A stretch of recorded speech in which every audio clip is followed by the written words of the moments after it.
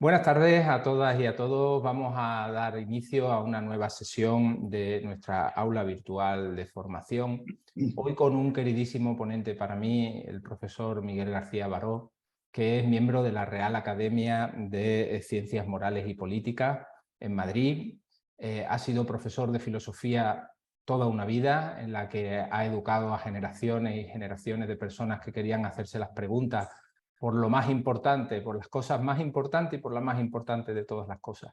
Y que además viene dando un enorme servicio a la Iglesia en diferentes frentes a lo largo de su vida y en esta última época en un ámbito especialmente difícil, como es el del tema que nos ocupa hoy.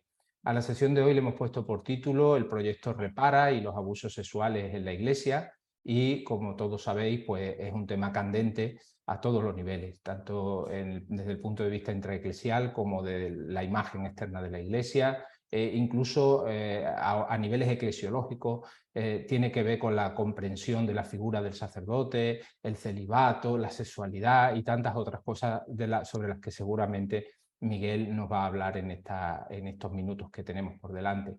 Estoy especialmente agradecido y desde luego, Miguel, eres muy bienvenido en este aula nuestra de formación.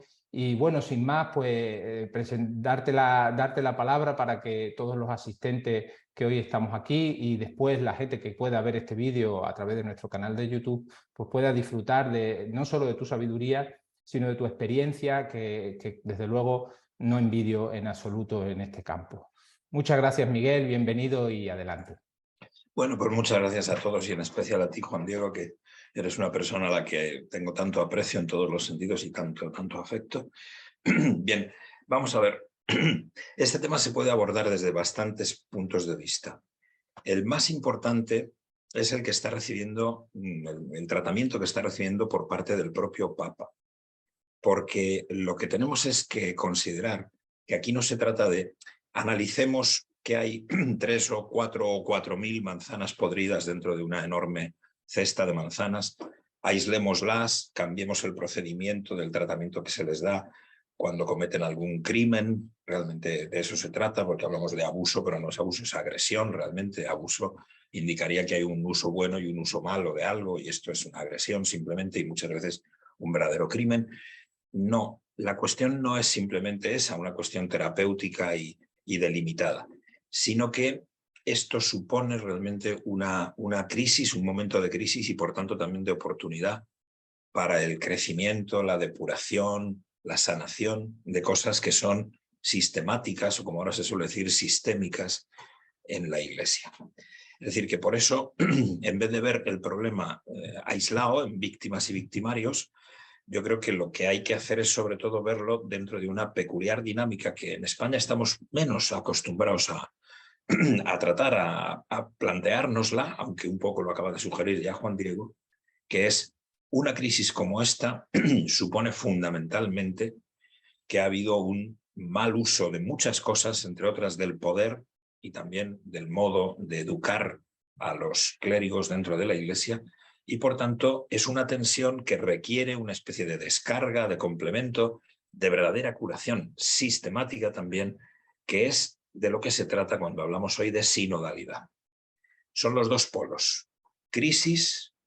Pero esto quiere decir, pues por ejemplo, para decirlo con las palabras de un reciente autor chileno, ya sabéis que en Chile se ha vivido de tal modo esta crisis que primero el mismo Papa no la vio, quedó incluso engañado por algunas informaciones que había recibido, y después, cuando comprendió de qué se había tratado, llamó a Roma a todos los obispos chilenos y todos encontraron motivos para presentar la dimisión. Aún así, 7 obispos están siendo perseguidos por la justicia junto a 98 presbíteros, por ejemplo. O sea que Chile ha conocido ese problema de una manera especialmente dramática. Bueno, un autor de ese país recientemente ha dicho, claro, vamos a ver, si el poder se ejerce de una manera, digamos, monárquica, antiguo régimen, ¿no?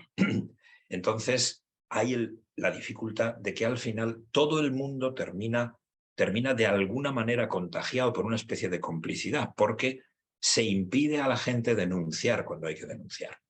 Es decir, Hay un procedimiento general en el que tú te sometes a tu superior y al superior del superior y se te dice, mira, estos casos los arreglamos silenciosamente, trasladando, defendemos la institución de este modo, trataremos de curar a la persona que ha cometido esto y tal. Mientras tanto, claro, se abandona a la víctima, a la que no se le presta audiencia, y si no la cree la autoridad eclesiástica, a lo mejor menos la cree la familia a la que el chico o la chica se quejan, o el adulto, porque vamos a ver que hay muchos adultos también metidos en este tipo de problemas.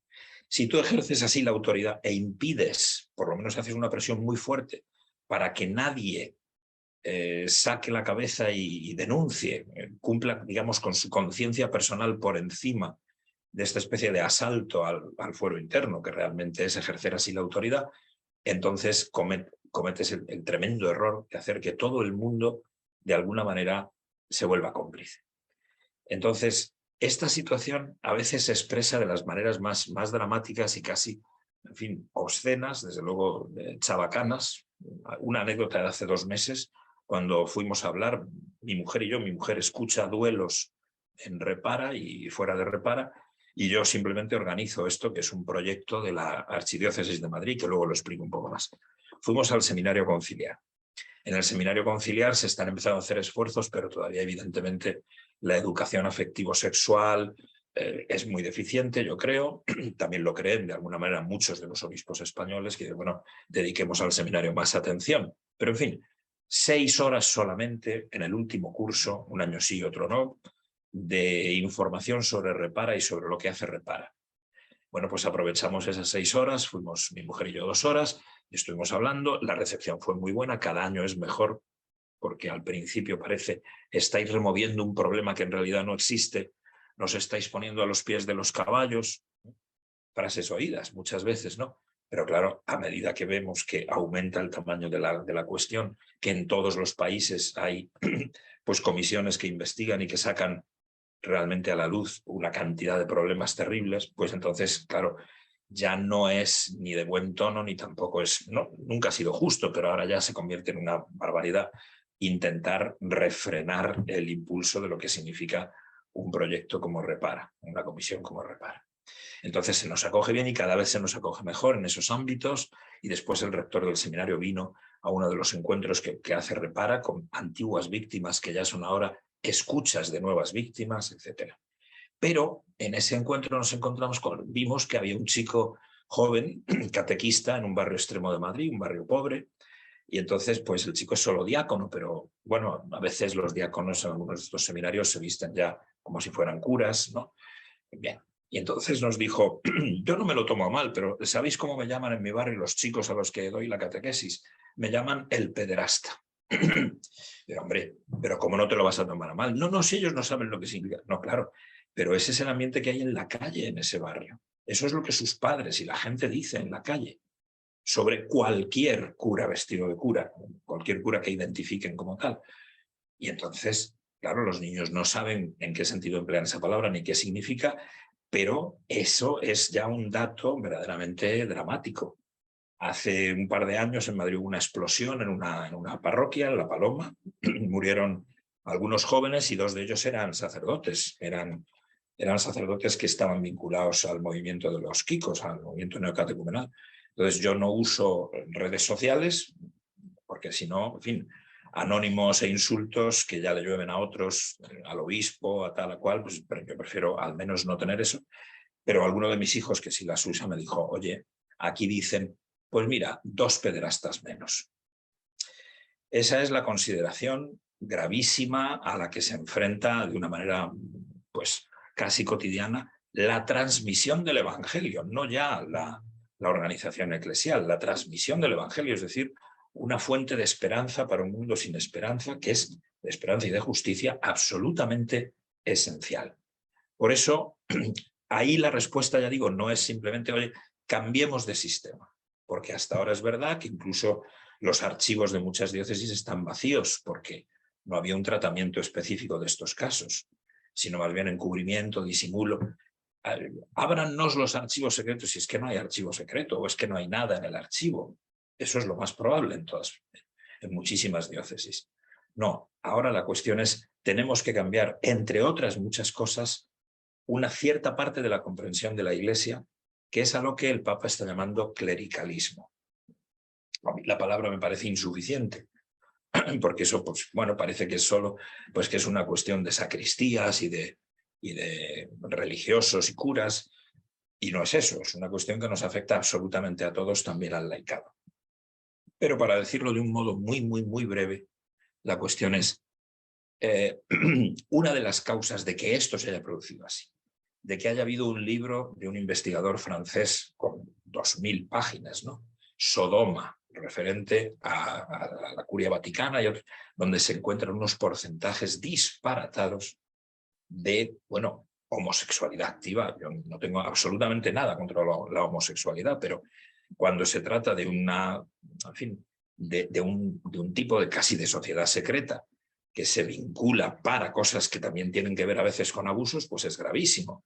Entonces, la cuestión aquí es, si llamo clericalismo a lo que el Papa entiende por tal, y ahora bastantes más investigadores, entre otros, pues hay algún mexicano que ahora ha sido puesto, Daniel Portillo, por ejemplo, ha sido puesto muy al frente de estos asuntos por el propio Vaticano, definiendo esa cuestión como, miren, es que desde el siglo IV, pero no antes, desde el siglo IV y con un incremento progresivo, pues tenemos la Iglesia como dividida en clérigos y laicos. Iglesia docens, la que enseña, la que habla, la que manda. Iglesia discens, la que aprende, la que escucha y la que obedece. Y no hay una vinculación entre ellas que sea vasos comunicantes en serio, de manera que sí, unos escuchan, obedecen y siguen y tal, y callan, y los otros hablan, mandan, etc. Eso, ahí es mi punto, lo que crea no es un ambiente en el que precisamente el celibato sea el problema. Lo que crea es un ambiente en el que muchos clérigos pueden tener algo así como una especie de falta de realidad, falta de anclaje en la realidad. Al no tener familia, pero no solo es no tener familia, es verse líderes de una comunidad por el hecho de ser el cura de esa comunidad. Verse, bueno, personas que actúan in persona Christi, a lo mejor diariamente en la consagración, que tienen el deber de enseñar, de dirigir, de mandar. Todo eso es enormemente peligroso para la estabilidad emocional de cualquiera. Es decir, hay menos relación entre el celibato y los abusos que entre esta, yo ya digo, es como una especie de falta de realidad, es como a quien le falta un anclaje en la realidad. Está metido dentro de una comunidad en la que todos los demás, casados normalmente, pero también solteros, pero también pues tenemos evidentemente nuestro compromiso social con infinidad de cosas, nuestras, bueno, un principio de realismo que a lo mejor no tiene aquel que se ve investido. Precisamente lo mencionó también Juan Diego, de un orden sacramental que es especialmente pesado y gravoso, ¿no? Y que encima está dentro de una estructura donde el poder está repartido de esta manera tan disconforme. La sinodalidad como respuesta significa sobre todo precisamente que se reconozca naturalmente que el estatuto de todos los laicos, de todos los bautizados, es ya un estatuto también sacerdotal, en el sentido en que debe haber una comunicación muy profunda entre una y otra zona, entre el ministerio consagrado y simplemente el ministerio bautismal. De manera que la opinión de los laicos cuente fuertemente, no solo la opinión, lo que los laicos pueden enseñar, lo que los laicos pueden aportar, que el ejercicio del poder cambie, que se trate no precisamente de convertir a la Iglesia en una democracia o en algo así, pues tampoco tiene por qué ser la democracia, digamos, el orden perfecto de gobierno, una sociedad que estuviera extraordinariamente bien cohesionada y que tuviera un único corazón y tal, pues a lo mejor no necesitaba hacer elecciones más que cuando hubiera una crisis, pero no a periodos concretos y mediante partidos establecidos que luchan entre ellos como si fueran facciones irreconciliables. No se trata de un cambio simplemente de fachada, sino de un cambio de actitud profunda que nos tiene que implicar a todos. Si ustedes, si os dais cuenta y comparáis pues, lo que pasa en una comunidad judía, incluso en comunidades musulmanas y a veces protestantes al ser minoritarias, pues los padres de familia, las madres de familia, cada uno de nosotros, no nos sentimos propiamente como responsables de nuestra propia fe, sino más bien la tenemos en cierto modo como encargada, como a nuestro representante clerical al que obedecemos, que recibimos de una manera pasiva. A mi propia parroquia pues han enviado ahora un chico joven, hace ya un par de años, afortunadamente lo han sacado de aquí, que ha llegado, no ha consultado con nadie, no ha mirado a nadie y lo primero que ha hecho ha sido reestructurar toda la iglesia cuando la habíamos pensado hace 10 o 15 años con otro párroco que realmente vivía inserto en la comunidad y estaba todo que simbolizaba algo, que para nosotros quería decir algo. Bueno, pues este señor simplemente ha cambiado hasta el orden donde está el altar, los colores de todo, los símbolos han desaparecido y lo ha hecho él porque le ha dado la gana. Un chaval de 30 años que llega aquí, que se piensa, pues eso, el líder, el que tiene que ser el único que manda, que tal, que cual. Claro, naturalmente, esa es una manera de hacernos como irresponsables a todos, como decirnos, bueno, vosotros os vais a vuestra casa y ahí pues ya yo os organizaré, tendréis aquí Cáritas, no sé qué, y colaboraréis en lo que yo diga como yo diga. Y cuando venga otro párroco, pues organizará las cosas de otro modo y así sucesivamente. Se trata de ese cambio, lo demás es menos importante, pero el cambio ha de ser en la toma de responsabilidad por parte de cada uno de nosotros de lo que significa el bautismo, de lo que significa nuestra consagración en cierto modo, también como personas que tienen una palabra en muchas ocasiones también autoritativa que decir y que no simplemente estamos a la escucha y a la recepción, etcétera, etcétera. Ese es el gran problema, es decir, que hay una tensión entre crisis de abusos, porque no es crisis de abusos, es una crisis sistemática que revela un mal orden en la administración del poder, un mal orden en la educación, un mal orden quizá en la comprensión incluso de lo que significa el bautismo para muchos de nosotros, y iglesia sinodal. Con todas las dificultades que esto segundo comporte, estamos solo empezando a ver qué puede pasar y hay pues un eco muy fuerte de lo que pueda ocurrir con si los alemanes producen un cisma, si no.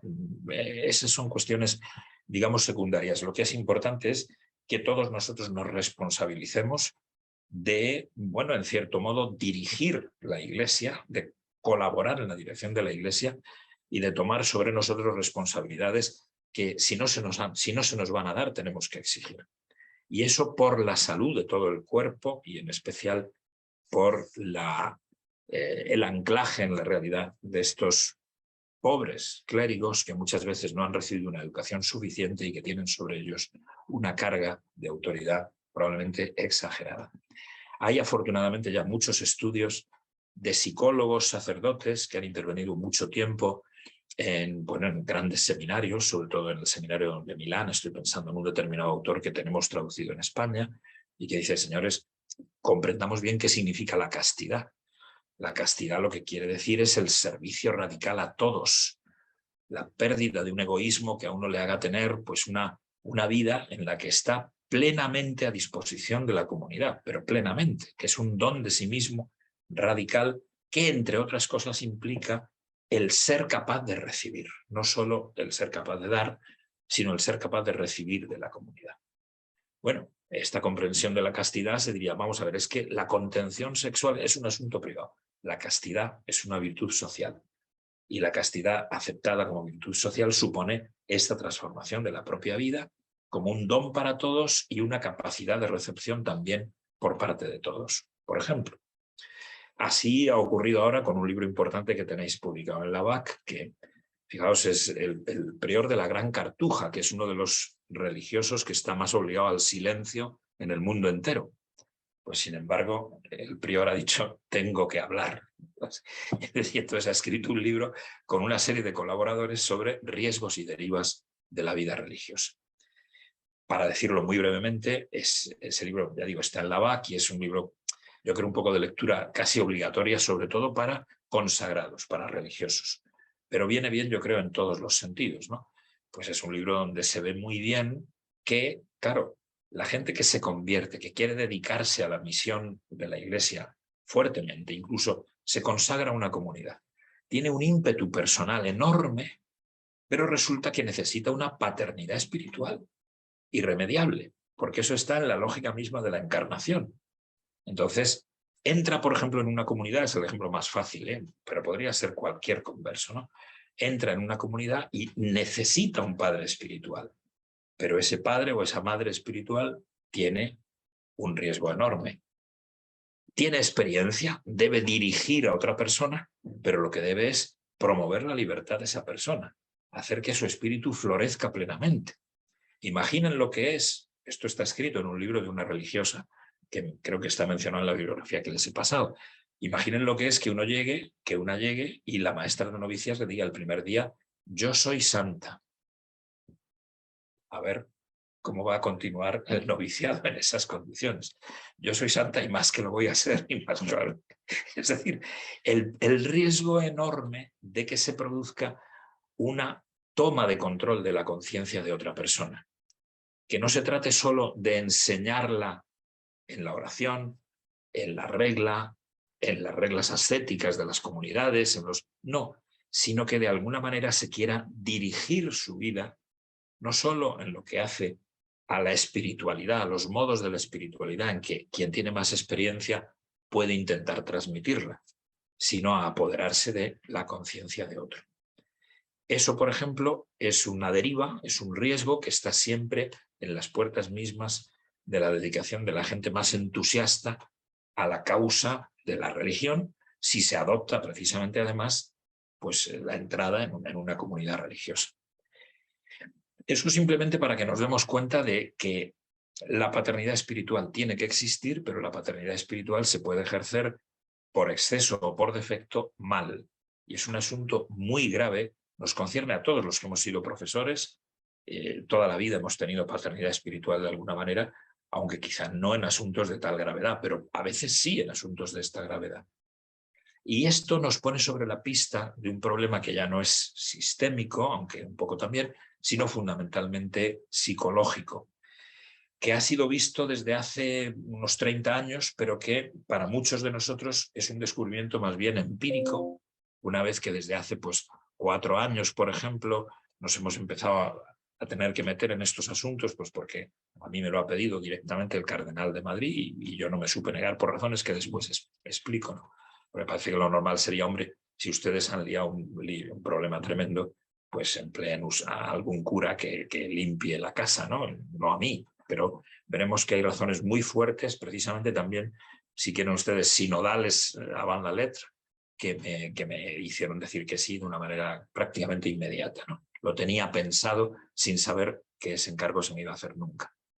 Bueno, pues digo, hemos ido descubriendo paulatinamente que el abuso sexual, sobre todo a adultos, que es frecuente y de dificilísima denuncia ante ningún tribunal, ni eclesiástico ni no eclesiástico, ese abuso sobre todo, y también a veces la pedofilia, la pederastia, pero bueno, sobre todo ese tipo de abuso, es el último de una cadena que empieza por el abuso de conciencia, por el abuso de poder. Es decir, uno, por lo visto, disfruta de apoderarse de otra persona, empezando por su alma, por un proceso de seducción que ya ha sido descrito en la literatura, pues desde Kierkegaard, desde el Diario del Seductor, que es una lectura espantosa, ¿no? En que uno va sorbiendo el alma de otra persona, sorbiendo, y al final, pues al final tan dispone de esa persona que dispone también de su cuerpo.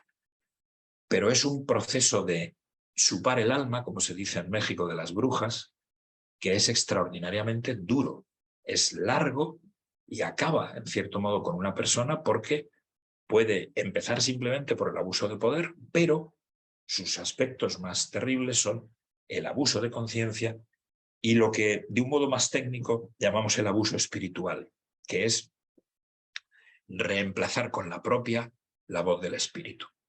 Es decir, aparecer uno, el padre espiritual, el director espiritual o simplemente el líder de un grupo, el líder de una secta, como aquel que representa en este momento, en virtud de un carisma sumamente personal, fruto quizá de una vivencia extática, pues esto es muy frecuente en comunidades carismáticas, no exclusivo de ellas, pero muy frecuente, que entonces se ve directamente favorecido por el espíritu, con una idea nueva que puede ser la creación de un grupo nuevo, de una comunidad nueva, de una orden nueva incluso, sea una especie de monacato laico, como hay muchas experiencias de este estilo, y entonces esa persona, que además puede ser reconocida y suele ser reconocida por el Vaticano como un fundador auténtico de algo, puede tener la tentación tremenda de creerse un reemplazo, o mejor dicho, como la presencia del espíritu para la gente a la que dirige. Hace poco, no puedo dar ejemplos concretos, comprenderán, en una determinada comunidad aquí en España, pues ha habido el reflejo de que se ha descubierto que, como ha pasado en un tremendo número de casos de este tipo de comunidades nuevas desde hace 40, 50 años, los fundadores eran pervertidos. Es decir, los fundadores eran, vamos a darle este nombre, eran narcisos espirituales. El narcisismo espiritual es una de las causas, en este caso ya no es, de hecho, no es que sea sistémica, pero tiene algo que ver con lo sistémico, es más bien de tipo psicológico, de tipo psicopatológico.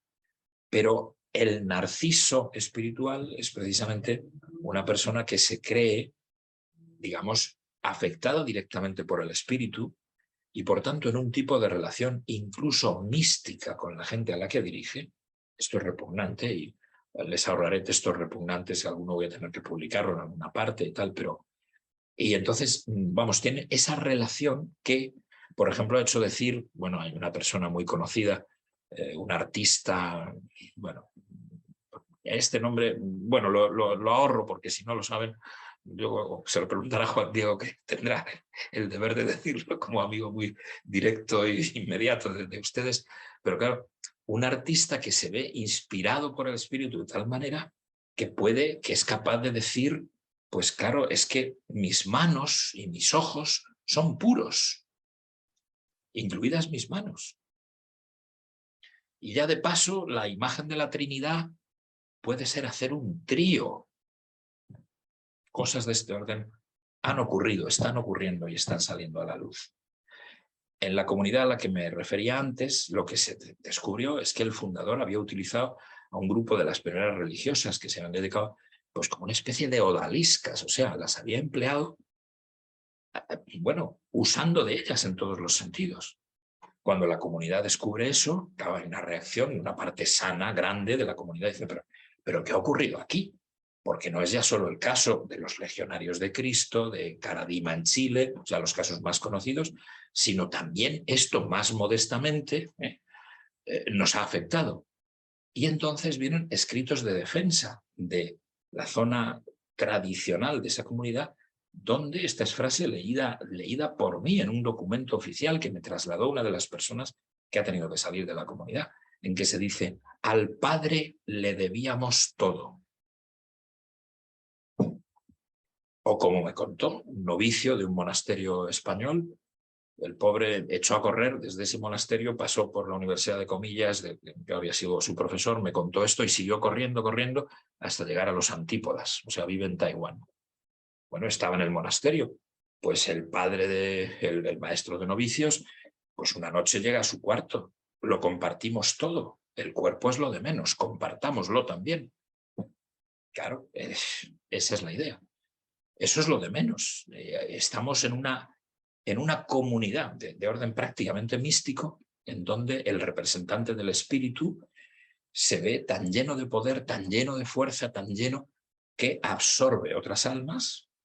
Este es el mecanismo que describía en las cartas del diablo a su sobrino C.S. Lewis hace casi 100 años, pero que es así. Cómo chupar un alma, cómo absorber un alma, y el resultado final es el cuerpo. Por eso nos encontramos con que los abusadores más típicos, no los enfermos que asaltan niños de determinadas maneras, porque a un niño pues, no hay que absorberlo espiritualmente, o sea, simplemente es pues eso, lo que Dostoyevsky calificaba como el peor de los pecados, ¿no? Quitar la inocencia, empobrecer la vida de un niño sin más. Contaré algún caso horrible después, siempre que no note que me empieza el corazón a dar batidos fuertes, porque es una cosa tan desagradable y tan horrible, experiencias que hemos tenido y que hemos visto directamente que...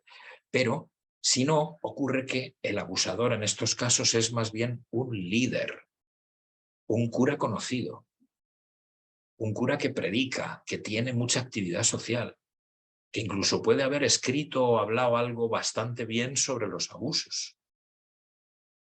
No es un cura que esté metido debajo de una piedra, en la última aldea de no sé qué provincia, qué tal. No. Entonces, y que naturalmente en su horrible trabajo de depredación, de locura, en definitiva, de locura, tiene muchas víctimas, no una sola. Un victimario de este estilo no tiene una sola víctima. Una sola víctima, pues precisamente hay uno que está en la cárcel, pues sí, pues porque con una alumna suya, pues se enamoró, estuvo con ella, no sé qué, y cuando la alumna lo abandonó y luego tuvo un novio, pues el novio le dijo, hombre, abusó de ti teniendo, era 15 años, eso es un menor, eso es un abuso, y está en la cárcel. Pues es de los pocos que no es un abusador propiamente dicho, es un imbécil, es un pecador, ha cometido un delito, pero no es un típico abusador, es simplemente una barbaridad, claro, eso no lo puedes hacer con una alumna.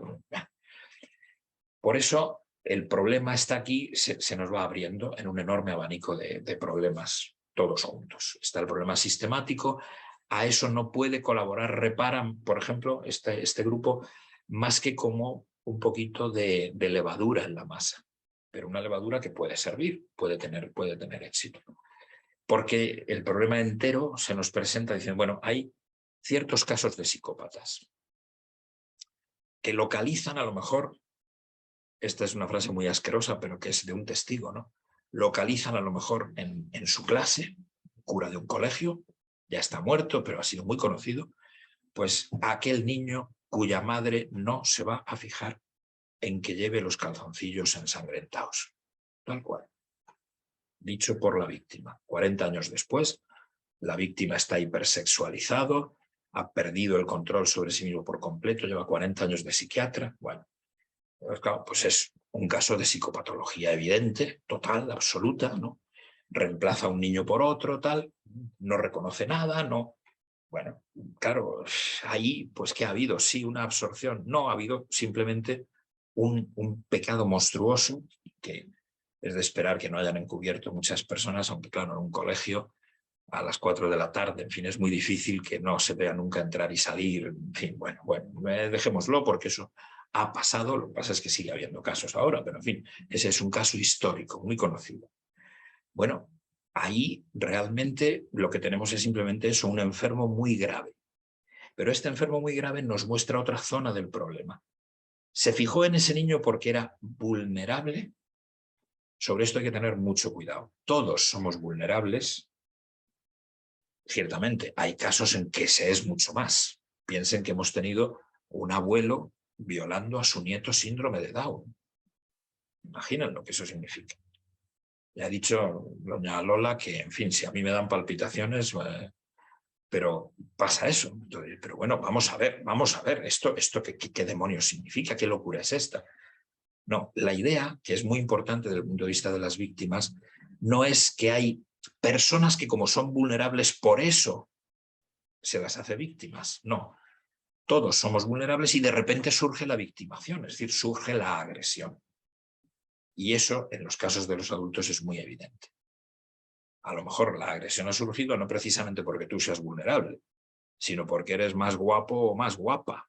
Y entonces, pues, se te ataca. Y entonces notas que, claro, todos estamos en la posibilidad de recibir una agresión.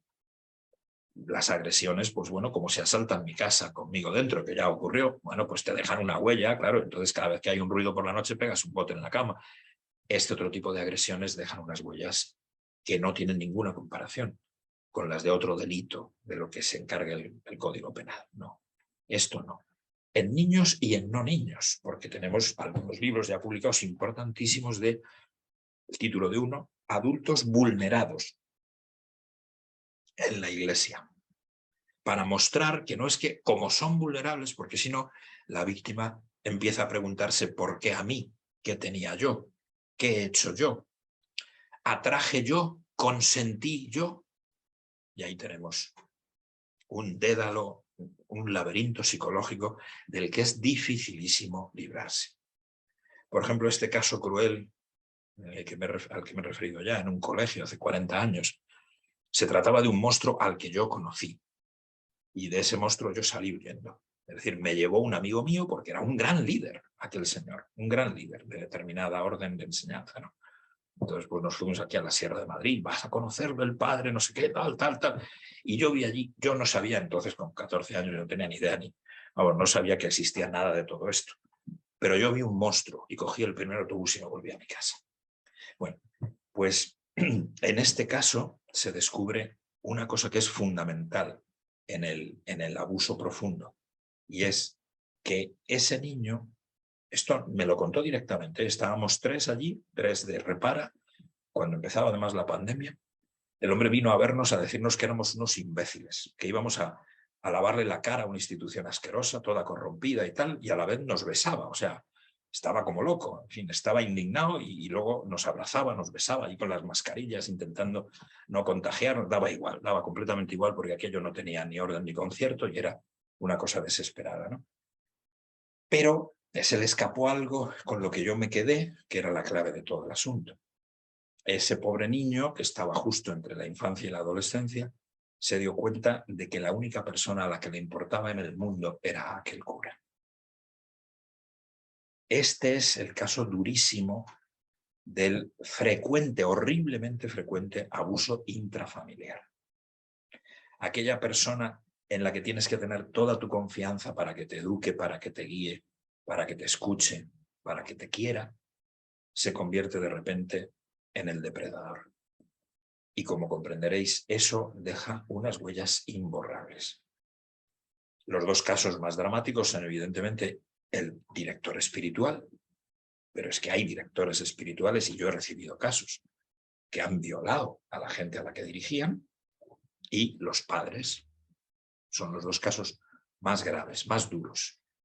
Eso, por así decir, es abuso espiritual, aunque no se haya hablado de espíritu, porque supone la desvinculación de una persona, pues en realidad, de cualquier otra persona. No es una simple traición. Es como la traición elevada a la potencia más poderosa. Ante un caso así, la herida es absolutamente horrenda. Claro, no es un consuelo que se diga, pero esos casos, vamos a ver, ¿cuántos hay en el mundo? ¿Cuántos pertenecen a la Iglesia? ¿Cuántos? Pues miren, una de cada 5 mujeres y 1 de cada 13 hombres han sufrido abusos sexuales antes de los 17 años. Imaginen qué porcentaje enorme es ese.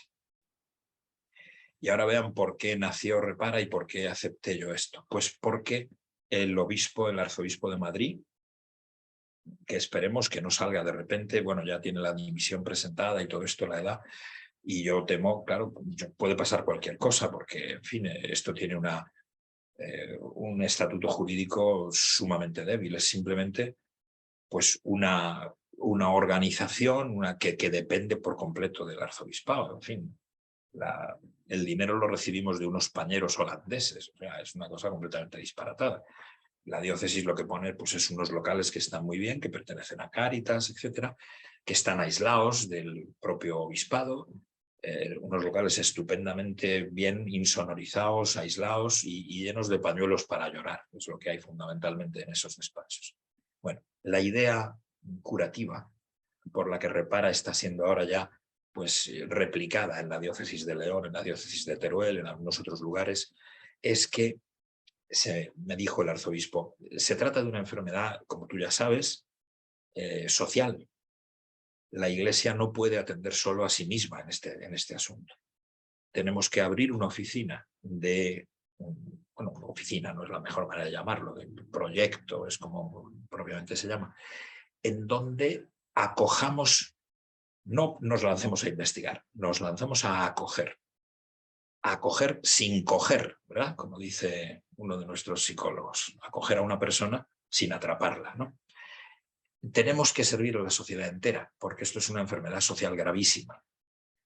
Por otra parte está la enfermedad eclesial que poco a poco hemos ido reconociendo cada vez más como sistemática y como oportunidad, como un kairos para una transformación importantísima de cosas que afectan al espíritu mismo de la Iglesia, en cierto modo, a lo sacramental en ella, a la Iglesia pueblo de Dios, etc. Bueno, pero aquí la cuestión es que como la sociedad está enferma, nosotros vamos a acoger a todas las personas que vengan heridas, haya caducado o no en procesos eclesiásticos o no su caso, hayan hecho antes denuncias o no, les haya ocurrido esto en el Polo Norte o en Australia o aquí mismo.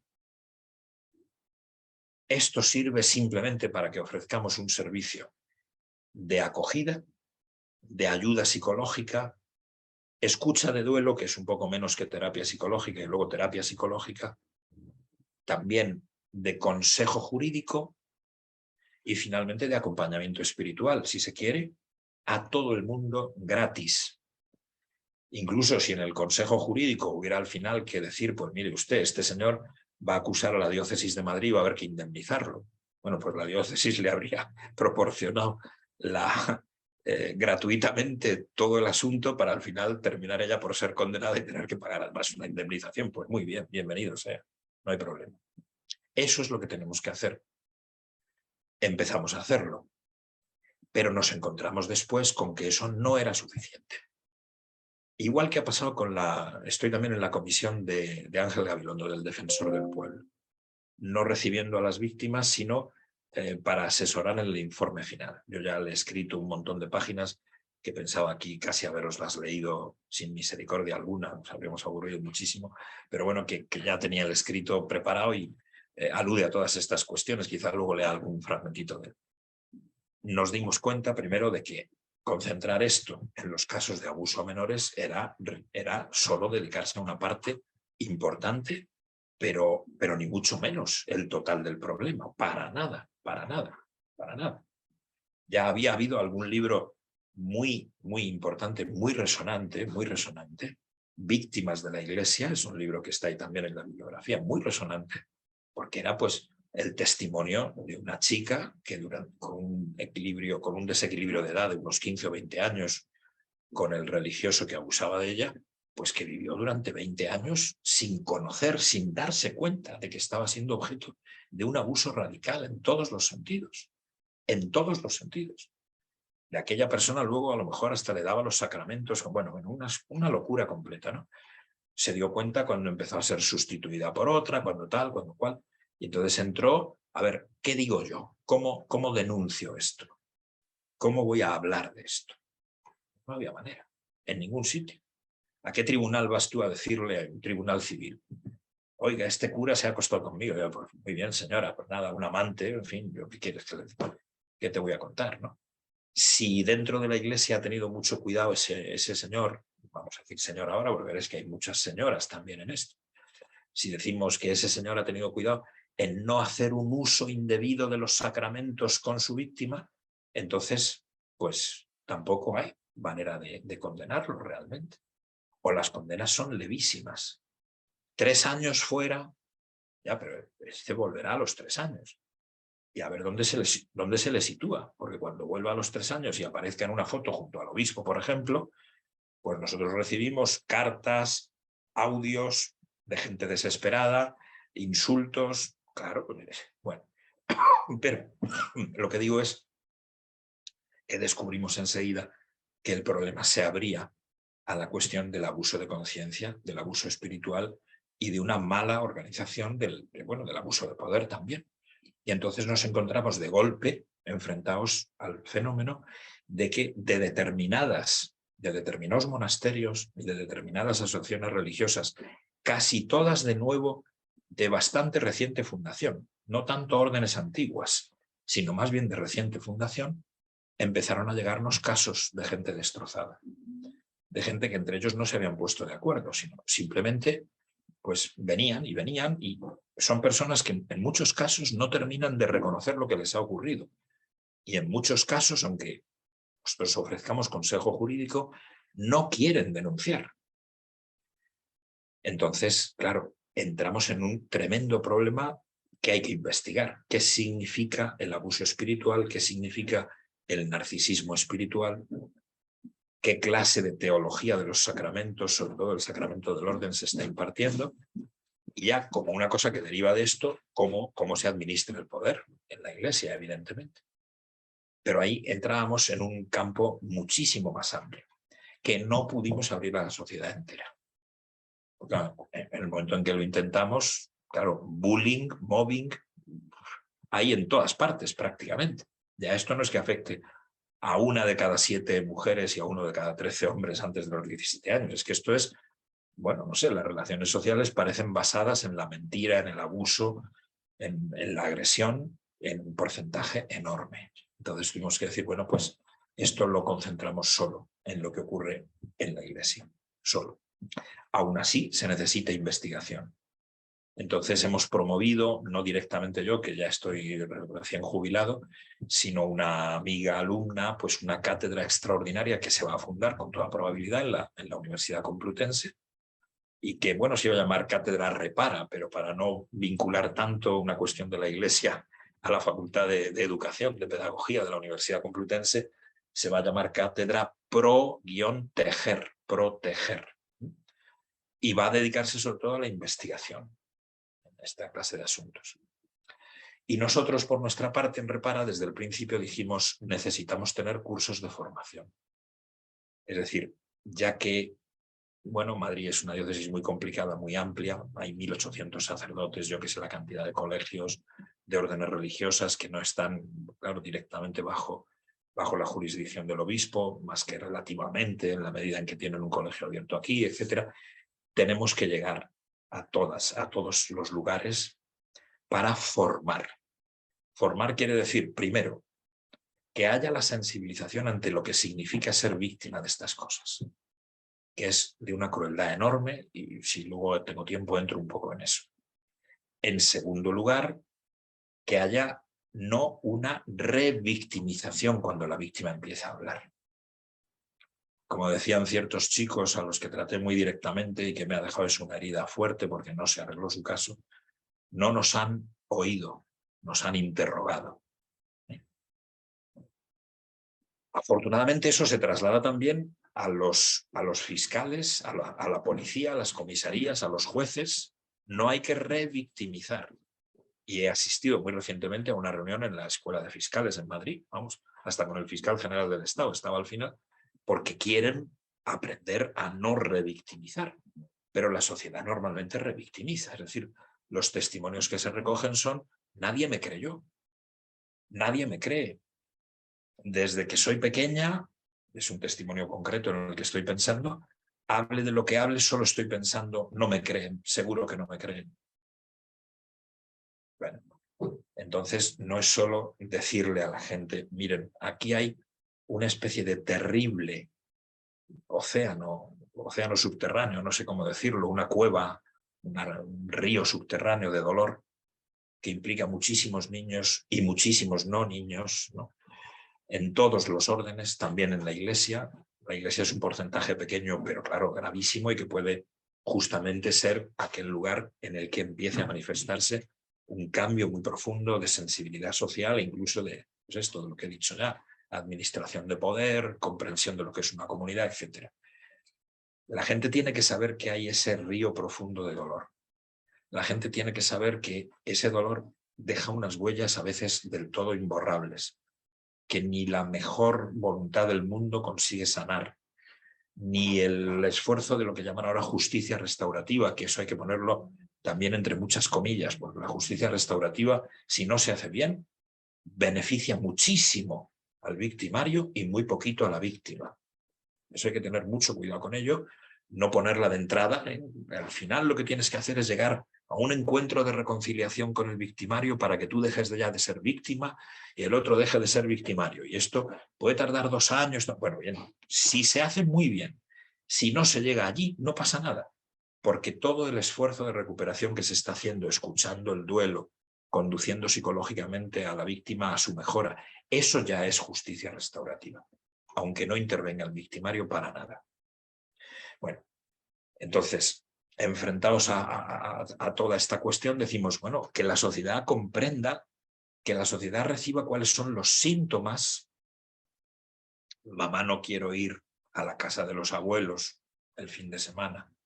Mamá, no me dejes sola aquí. Mamá, por favor, atiéndase a eso. No solo a que haya, no sé, disfunciones en el rendimiento escolar, no sé qué, eso también, pero que se tome conciencia de que esto, por desgracia, afecta a una enorme cantidad de gente. Y debo decirlo, no es muy impolítico, pero últimamente han salido datos. En Sudamérica es tremenda el abuso intrafamiliar, lo que quiere decir que en la inmigración tenemos una cantidad tremenda de esos problemas, que nos vienen, por ejemplo, a través de Cáritas, en donde se descubre que el abuso de todo ha sido también abuso sexual o en la infancia o en el presente. Y entonces, de esa manera recibimos América, África, representan problemas tremendos. África en lo que hace, bueno, ya ha habido documentales terribles sobre cierto uso de las monjas, bueno, en fin, unas cosas espantosas. Pero ya saben, no se trata solo de entrar en los casos particulares, sino de mostrar que el cambio, la enseñanza hacia la sociedad tiene que ser primero esto, simplemente reconozcan ese río subterráneo de dolor. Reconozcan que la huella es terrible, que desde el punto de vista antropológico y filosófico creo que solamente ha habido una o dos personas que hayan entrado realmente en esto, y una es, como sabe muy bien Juan Diego, Simone Weil, cuando habló de la desdicha, porque es una clase de sufrimiento que te hace creer que eres en parte cómplice de tu victimario. Te hace creer que eres culpable cuando lo que estás es simplemente crucificado. Y por tanto tienes un remedio muy complicado, porque quien te tiene que ayudar no puede decirte la verdad plena de entrada, porque no la puedes acoger. Y entonces su manera de decir la verdad, o mi manera de decir la verdad, mucho más la de mi mujer, que está en contacto directo con las víctimas. Yo solo he tenido 3 o 4 casos porque soy el organizador y no tengo la formación adecuada para eso, pero he tenido que hacerlo, y ahora describí algún caso terrible para que vean hasta qué punto llegan estas cosas, ¿no? La manera de decir la verdad es el gesto y, en serio, el amor. No que yo lance la teoría sobre la teoría que es verdad y que va a ser al final lo que va a poder sanar a esa persona. Pero, oye, necesitamos a lo mejor un año de maduración. Y ese año de maduración es un año de comunicación, pero de comunicación interpersonal, de comunicación de una verdad que, como decía uno de mis maestros filosóficos, Michel Henry, no es a través de palabras, es afectiva. Es a través directamente del gesto, del amor, de la acogida, de la cantidad de tiempo que puedes emplear oyendo, del modo en que esa audición, por ejemplo, de la Iglesia en su verdadera cara, no en esas otras caras horribles que han hecho pensar a la gente que mejor no se acercan a nada que tenga que ver con la Iglesia, incluido repara, nunca más, nunca más. Bueno, eso es lo primero, sensibilización. Y eso hay que hacerlo, en el caso de Madrid, pues en todas las parroquias, en todos los colegios diocesanos, en todos. Bueno, hay que hacerlo si te lo permiten, porque tienes que ir convenciendo de que esto hay que hacerlo. Y aquí hay muchas personas que, como digo, no lo acogen bien, ¿no? Pero una vez que se hace esa sensibilización, luego viene un poco de formación antropológica y de formación incluso teológica sobre estos temas. Y después viene la formación jurídica. Por ejemplo, todo el mundo tiene que saber que si tienes noticia de algo que está siendo un abuso sexual, sobre todo, claro, a un menor, tienes que ir al fiscal, o si no eres cómplice. O sea, cometes un delito si no vas inmediatamente al fiscal, no es cuestión de que te lo tengas que pensar, lo cual es un enorme alivio, vamos, de entrada. Esto no es, ¡ay, qué horror! Es que en la casa del lado, ve al fiscal, no más, ¿no? El problema se plantea, en cambio, con las víctimas adultas. La gente que ha sido atacada de la manera más sorprendente, que no se ha dado cuenta. Puedo contaros algunos casos para que veáis, pero que es así, ¿no? Y esto ocurre también mucho en organizaciones religiosas femeninas. Por ejemplo, yo tuve que recibir un día a una pobre señora que venía vestida de monja, ¿qué tal? Pero toda temblorosa, toda... bueno, por fin alguien había hecho comprender a esa persona que la ayuda de otra persona podía ser salvadora. Ese es como el primer paso. Convencerse de que alguien puede ayudar, de que la comunicación interhumana es muchísimo más que simplemente, yo qué sé, acercar 2 polos eléctricos el uno al otro, que la comunicación interhumana es realmente un misterio, dicho en términos filosóficos estrictos, que no se sabe hasta dónde puede llegar la sanación que eso significa. Bueno, aquella persona por lo menos había sido convencida para que viniera a Repara. Entonces quiso entrevistarse conmigo, pues porque el cura que la mandaba conocía mi nombre y yo estaba allí, pues ven, vale, la oigo. Entonces, ¿qué me dice? Mi padre me violó y abusó de mí sexualmente todo lo que quiso. Aquí tengo algunos testimonios no de ella, otras personas que, bueno, yo era la puta de mi padre y perdí el número de los abortos. Bueno, en este caso esta señora, pues con su padre así, su madre, nada, mirando para otro lado, y la hermana pues se fue a estudiar a no sé dónde, desaparecieron. Yo me curé con drogas blandas, yo qué sé qué sería, hachís, vino, en fin, alcohol. Bueno, luego conocí una comunidad religiosa, entonces quise entrar en ella. Me violó el director espiritual, el padre espiritual. No me violó, abusó de mí, es decir, me convertí en su juguete. Y cuando se hartó de mí porque le parecía que era rebelde o lo que fuera, me mandó al exorcista. Lo del exorcismo no es una cuestión baladí, ¿eh? Cuando en determinados grupos muy cerrados alguien muestra un espíritu de rebeldía o tal, entonces la cosa se pone muy fea, ¿eh? Porque estás desobedeciendo al carisma, estás desobedeciendo al espíritu, tienes el mal espíritu, no rezas lo suficiente, no eres obediente, no tal, no cual, tienes el demonio en el cuerpo. Algún exorcista tiene 70 acusaciones por toquetear a la gente. Y lo que me dijo aquella religiosa es que cuando fue al exorcista ella ya perdió la memoria, ya no sabe ni lo que pasó. Resumen, quiero hacer mis terceros votos, no puedo. Soy una basura humana. Temblaba allí, ¿no? Soy una obesa que solo toma pastillas para la obesidad. No merezco nada, no soy nadie. A ver, ¿qué le dices? No, usted la han crucificado, usted está en la cruz. Usted es la imagen misma de una cruz aquí puesta en medio. No, eso lo tiene ella que descubrir, porque es la verdad. Pero muchísimo cuidado con intentar decirle algo que le suene a ella a usted no está reaccionando aunque podría. Entonces, soy víctima al cuadrado, ¿no? Soy culpable de mi enfermedad psicológica, además de lo que me ha ocurrido. Yo tenía algo que me ha hecho propicia para todo este desastre. Pues no, no. ¿Qué hace esa víctima? No quiere acusar a nadie, o sea, tampoco quiere, no, si aquel cura ya está jubilado, ya está. Bueno, estará jubilado, pero yo no sé qué decir. Hay un jubilado en la diócesis de León que cometió 25.000 abusos, está en la cárcel. Pero es que el cardenal mismo de León fue llevado ante los tribunales con toda la justicia del mundo y, bueno, en segunda instancia se salvó, pero lo condenaron en principio. Entonces, bueno, pues yo no sé, yo no digo cárcel, no digo no sé qué, pero y cuando un determinado grupo religioso ha consentido pues que una persona haya escapado de él, ¿no? Abuso sexual, un abuso de conciencia disparatado, y se haya suicidado. Claro, se ha suicidado porque como no tenía el buen espíritu, se ha ido, tal cual. Y también se va una amiga de esa chica que se suicidó, y esta chica que se ha ido con una debilidad tremenda, ¿no? Si se encuentra con gente de la congregación, a lo mejor en la calle, todavía le dicen, bueno, ya sabemos que, claro, estás en un pecado terrible, no tienes apenas solución, en fin, rezamos por ti y tal. Y luego ve a la fundadora de esa comunidad terrible, fundadora que yo metería en la cárcel esta tarde, si yo tuviera una... Pero bueno, la ve aparecer junto al cardenal de Madrid en un acto, por ejemplo, un acto protocolario. Pues, Dios mío, menudo audio que nos envía. Hasta yo mismo he publicado un librito en una colección, 8 o 9 autores. Y resulta que inmediatamente me escribe una señora, que ya me había escrito hace 2 años, sobre uno de esos casos que como no se denuncian, no va a pasar nada. Pero me dice sobre un autor conocido, religioso, que yo conocí, que abusó de su hermano hace 20 años.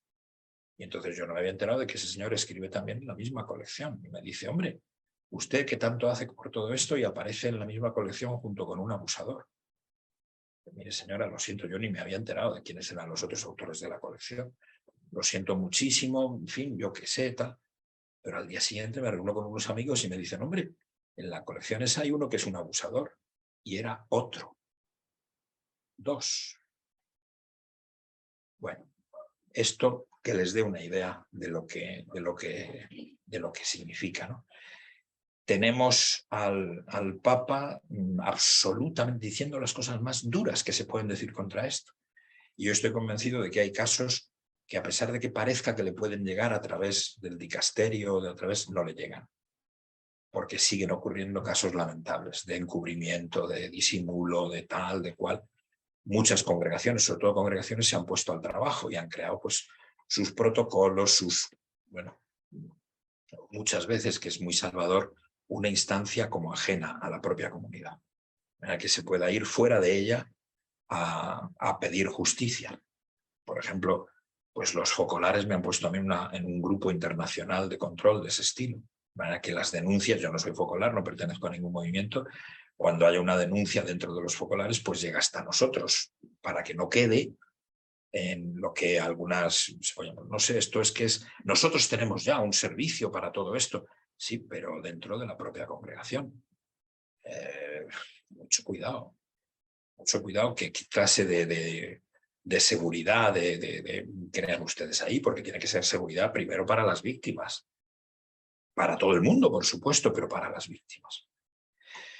Bueno, como ven, aquí hay el problema formativo, que es dificilísimo y que no podrá arreglar las cosas, pero que al menos en punto a sensibilización, en punto a reflexión sobre lo que significa el sacramento del bautismo para todos nosotros, en punto a organización sinodal de la Iglesia, en punto al pedir denodadamente, por favor, que haya una formación psicológico-afectiva en los seminarios mucho mayor, que las lecciones que ya hay en bastantes libros se aprendan en serio y se vea que la cuestión del don de sí mismo es muy complicada y que implica sobre todo el estar abierto a recibir el don de tantas otras personas que no son más que abuelitas, que no han recibido ningún orden, no son diaconisas ni son nada, y sin embargo tienen su palabra que decir y su experiencia religiosa fundamental que aportar a la comunidad, y que hay que estar a la escucha de esa gente. Bueno, todo eso es un ejercicio de prevención que intentamos hacer. Tenemos esos cursos organizados y la cátedra esta que podrá servir para la investigación. Este es el modo en que nos estamos manejando. Pero el significado profundo, ya les digo, es más bien hay que acabar con esta enfermedad que llaman los que ahora trabajan sobre esto, y hay libros ya muy buenos, clericalismo.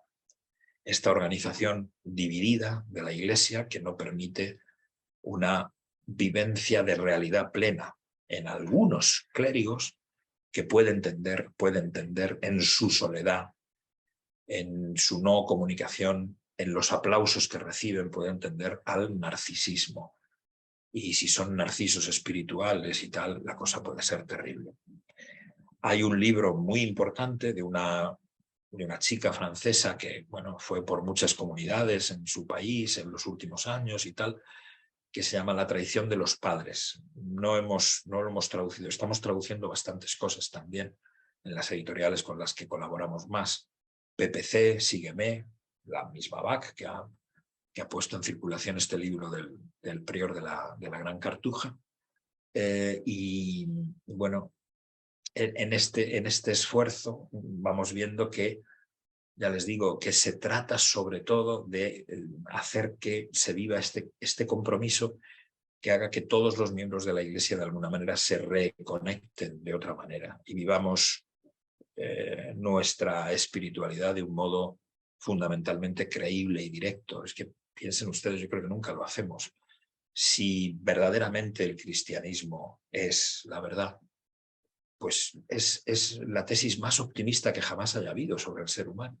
El ser humano es capaz de Dios, es capaz de la encarnación de Dios mismo, y luego produce pues una diabolización de sí mismo terrible, de manera que está entre dos extremos monstruosos. Es capaz de Dios y es un diablo posible, es lo que yo digo en mis propios libros, ¿no? Pero eso no quiere decir que este mundo tenga que ser un valle de lágrimas. Este mundo tendría que ser, más bien, el lugar donde ahora mismo nosotros estuviéramos experimentando en el interior de nosotros mismos la presencia del Espíritu. Pues bien, ese libro francés al que me estaba refiriendo, lo que cuenta es cómo muchas de los nuevos carismas que han reunido comunidades, congregaciones, órdenes incluso nuevas en la Iglesia en los últimos 50 años, Traición de los Padres es el título, las han fundado gente perversa, pervertidos. Es absolutamente terrible esa constatación, ¿eh? Y el libro, bueno, dice, no, me voy a limitar a Francia. El libro es consciente de lo que ha ocurrido en México, de lo que ha ocurrido en el Perú, en el Ecuador, pero bueno, en Chile. Pero siendo consciente de eso, se refiere solo a estas congregaciones francesas. Pero, les digo, la fundamentación incluso mística, pseudomística que hay detrás, es directamente monstruosa. Hay un par de dominicos que enseñaron, que crearon una especie de muy moderno instituto de antropología filosófico-teológica en la Universidad de Friburgo, en Suiza, y que en realidad estaban locos. Formaron incluso pues, al fundador de las comunidades del Arca, que son lugares maravillosos. Ha colaborado algún miembro de mi familia para la acogida de síndromes Down de por vida. Bueno, pues el fundador era un abusador de señoras, de chicas, con esta manera de decir, bueno, pero si es que el espíritu actúa en mí, o sea, es que esto no... es una manera de transmitirte la ternura de Dios, es una manera de... Por Dios. Bueno, esta es la terrible mezcolanza de orden psicológico, antropológico, teológico y luego sistemático, que es la coyuntura en la que estamos prendidos. Y como todas estas coyunturas, tiene que ser naturalmente pues, un signo de los tiempos, es decir, un motivo de reforma radical, ¿no? Si no, lo que está pasando, bueno, grandes números, pues la iglesia chilena, por ejemplo, ¿no? Que había tenido un gran papel cuando la dictadura, cuando tal, tenía un porcentaje de fidelidad y de confianza cercano al 90% de la sociedad en Chile. ¿Qué tiene hoy? No recuerdo el número, puede ser el 14 o el 15. Y esto no es solo, se vacían todos los colegios religiosos, ¿dónde vamos a pararlos? No, eso es lo de menos, evidentemente. Lo único importante es que entonces al pueblo, a la gente, no le llega la esperanza cristiana, no le llega esta vivencia extraordinaria del Espíritu ahora mismo, aquí, presente en nosotros mismos. Bueno, ¿de qué vive el mundo? ¿De qué vive? Vive en una desesperación loca en la que, pues eso, un padre puede hacer esas locuras y decimos, pero bueno, ¿qué ha sustituido a...? Claro, no hay mito, no hay religión, hay abuso, hay abuso. Y como se hubiera podido decir en tiempos bien clásicos, en la época de los sofistas griegos y tal, bueno, yo he abusado de ti previniendo que, claro, si no abuso de ti, tú abusarás de mí. O sea, esto es un simple equilibrio de violencias y me he anticipado, porque es que a mí, yo amo más la vida, yo tengo más voluntad de poder. Y tú tienes menos, tú eres más débil. No te digo que seas vulnerable, ¿no? Pero eres más débil, no te has decidido a vivir con plenitud, yo sí. Y entonces pues yo voy por el mundo, nada, pues avasallando, pero ese avasallar no es hacer daño, como decía maravillosamente Kierkegaard de su Don Juan, ¿no? Don Juan ve a las víctimas y no ve víctimas. Lo único que puede decir es, pero si han tenido la suerte de que las amó Don Juan. Y pasan adelante. Bueno, como veis, no es un problema local, parcial, sino que es una locura de problemas, de los que, bueno, mi mujer, yo ya tengo casi 70 años dentro de unos meses, y yo, pues no estamos aquí diciendo, bueno, no sé, o las amigas mayores que también están dedicadas a este tipo de cosas, no sé, es como, hemos perdido la inocencia, lo estamos perdiendo. No, pero imaginen otro caso, esto me interesa, porque es un caso particular, pero muy significativo. Ha sido una alumna mía directamente, que menos mal, el otro día me consoló, me la encontré en la calle de pronto y me dijo, me salvaste la vida. Y eso dentro de un orden, cuando no haces más que recibir ataques, líos, ¿no? Qué desagradable es usted con este tipo de conferencias, me decía la otra noche en un sitio. ¿Y qué le voy a hacer? No, el resto de gente no, pero había una persona en la sala que decía, qué cosa más desagradable. Pues sí, claro, y tan desagradable. Yo preferiría no hablar de esto. Pero bueno, pues esa chica es una chica que había tenido una historia larga de, bueno, una chica muy brillante, guapa, ¿no? Pero entonces caen en las manos de, es que hay un poeta viejo, ¿no? Que, bueno, se rodea de chicas, de paso hasta publica como suyos los poemas de sus pupilas, en fin, bueno. Pasa un tiempo y la chica pues se acerca a una comunidad religiosa, decide hacerse cristiana, meterse en ella y descubre, bueno, lo descubrió a través de mis clases y de ciertos libros que ocurrieron en determinado momento de su vida.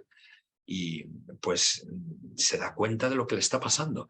cuando se acerca a esa comunidad religiosa, en ella hay un teólogo joven que tiene problemas filosóficos y teológicos. Eso ya es enormemente atractivo, ¿eh? Que tiene problemas filosóficos, por Dios. Ya va en la dirección del narcisismo de cabeza. Un joven teólogo guapo con problemas filosóficos y teológicos. Bueno, que claro, le manda rápidamente una teología del cuerpo a las 2 de la mañana para que ella vaya leyendo, vaya impregnando. Total, que lo que tiene es dentro de su orden una especie de, ¿cómo se dice?, de caladero, ¿no?, de lugar de pesca, ¿no? Y la pesca a ella. Tarda en darse cuenta de lo que pasa. Pero claro, como de costumbre, como hay más, pues entonces, bueno, ahora problema. Se descubre, esa chica descubre que claro, tiene una larguísima historia de abusos, no ya sexuales, abusos de conciencia, que necesita una cura muy profunda. Pero ahora su problema directo es, este cura joven es un líder espiritual de esta congregación importante. ¿Lo denuncio? Si lo denuncio, yo soy mayor de edad. ¿Dónde va la denuncia? Dejo a mis compañeras, las novicias, sin su guía, las desconcierto, desarmo el convento entero. No denuncio, peor. ¿Qué hago? No sé qué hará. El otro día lo que me dijo es que por fin ahora ella vuelve a ser ella misma, después de su paso por Repara y tal, y que ahora tomará su decisión, pero que esta vez va a ser su decisión.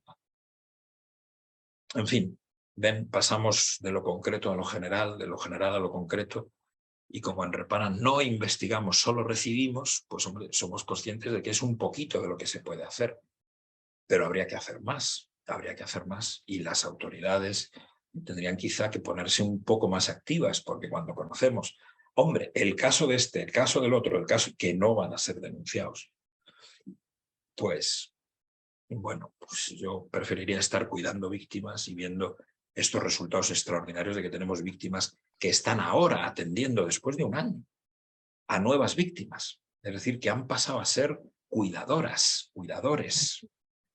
de víctimas. Tenemos reuniones conjuntas. Víctimas, cuidadores, victimarios tenemos, pero van por obligación. Menos uno, van por pura obligación. Les han dicho que se tienen que tener un seguimiento psicológico un tiempo y tal, ¿no? Pero uno sí, uno está realmente arrepentido. Cuando vemos eso y vemos que determinada religiosa, que ha estado 1 año, 2 años sin poder, casi sin salir a la calle, no hacía fotografías, no escribía canciones como antes, ¿no? No vino el otro día, pero mandó un audio, no un vídeo, pero sí un audio con una canción que había conseguido hacer. Volver a eso que llamáis vida. Hombre, no, a esto que es la vida. Y mandó fotografías. Bueno, a esa reunión al menos, por ejemplo, vino el rector del Seminario de Madrid, que había quedado muy conmovido por lo que había visto, pues vino, ¿no? Y esas reuniones son impresionantes. Ves levantarse a chicas que vienen a hacer, yo que sé, una aportación, un no sé qué, que luego además te dan unos abrazos tremendos, que han estado, pues eso, abuso intrafamiliar, abuso eclesiástico, abuso de conciencia, abuso de poder, abuso espiritual. Y madre mía de mi vida, ¿esto qué es? Bueno, es un... Bien, no lo repito, es un evidente drama que nos afecta a todos y que afecta a cosas esenciales, no es simplemente un pequeño problema. Y lo malo es que esto se ha enquistado, ha durado y ha producido pues una especie como de cáncer, de metástasis, y ahora veremos a ver, ¿no? Pero no nos jugamos nada, o sea, nosotros no estamos, por ejemplo, lo primero, claro, aparece Repara, pues el mismo día aparece en la prensa gente que como ha recibido abusos dentro de la iglesia, dice, ¿pero qué es eso de Repara? Serán sinvergüenzas. Quieren encima perdonarse a sí mismos. O sea que tenemos que contra el prejuicio en contra. El prejuicio en contra que es normalísimo, pero nosotros solo podemos decir, mira, cuando notemos que esto también es oscuro, o sea, no solo notemos que no podemos arreglar cosas que las vemos, pero que no están denunciadas y no vamos por ellas y no tal, y algunas afectan a gente evidentemente conocida, que puede haber un lío, pues entonces, bueno, nosotros nos iríamos, y a lo mejor incluso con una pequeña mesa redonda, o una, ¿cómo se dice? No, una mesa redonda, no, una conferencia de prensa indiscreta, si viéramos que las cosas son oscuras y que estamos metidos en un lío que no es el que nosotros queríamos tener entre manos. No queremos ningún lío, sino que queremos, y parece que lo estamos consiguiendo, ¿no? Pues no tenemos acusaciones falsas. Solo ha habido una contra uno casi de nosotros, pero que se deshizo en 24 horas. Las calumnias, yo que sé cuántas pueden llegar, pero si hay una persona que recibe a la víctima, una persona que ha sido ella misma una religiosa, que es una chica joven, maravillosamente buena en todos los sentidos, y esa persona se pasa 3 horas contigo, o al teléfono, o directamente, o lo que sea, o escribiéndote 40 correos al día, perdiendo su vida entera, aunque ella es ya profesora universitaria también en otro sitio, ¿no?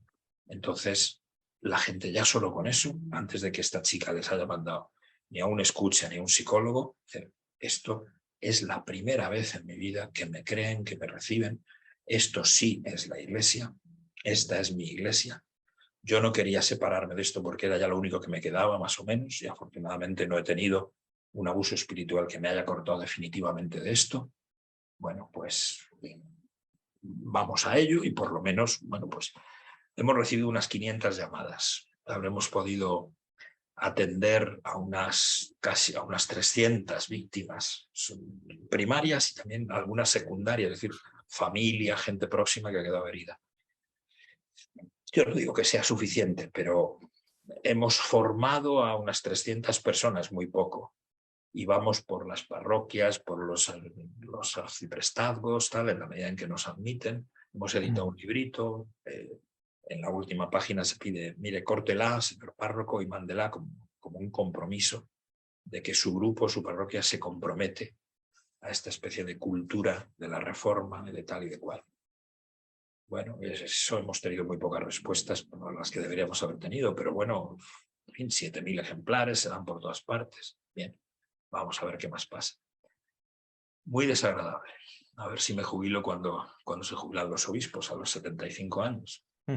Yo creo que resistir más de esto no voy a poder. Muy bien, Miguel.